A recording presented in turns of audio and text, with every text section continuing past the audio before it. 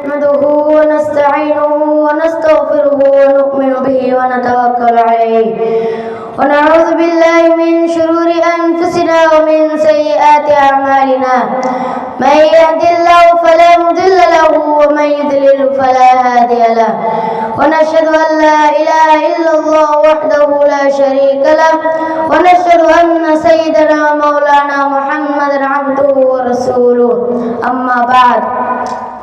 أعوذ بالله من الشيطان الرجيم بسم الله الرحمن الرحيم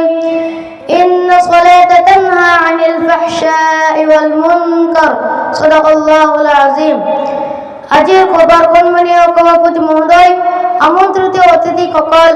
আমার মাদ্রাসার মুহতামিম হুজুরের লগতে মোৰ শিক্ষাগুৰু সকল আৰু উপস্থিত ইছলাম প্ৰেমী গাঁওবাসী ৰাইজ মোৰ নাম সমীৰুদ্দিন মই দম শ্ৰেণীৰ এজন ছাত্ৰ মই আপোনালোকৰ আগত নামাজৰ গুৰুত্বৰ বিষয়ে চমুকৈ ক'বলৈ ওলাইছো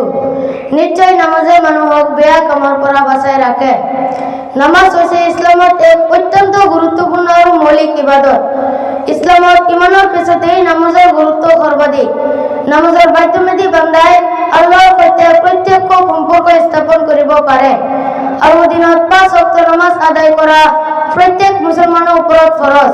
অৰ্থাৎ বাধ্যতামূলক নিয়মিত নামাজে মানুহৰ চৰিত্ৰ নৈতিক আচৰণ আৰু সততা সৃষ্টি কৰে কোরআনত আল্লাহ তাআলা নামাজক অশ্লীলতা ও পাপ কামৰ পৰা বিৰত ৰখাৰ উপায় হিচাপে উল্লেখ কৰিছে তাৰ উপৰিও হাদিসত আছে কিয়ামতৰ দিন বান্দাৰ সৰ্বপ্ৰথমে নামাজৰ হিচাপ লোৱা হ'ব যদি নামাজ সঠিক হয় তেন্তে অন্য মূলক সহজ হ'ব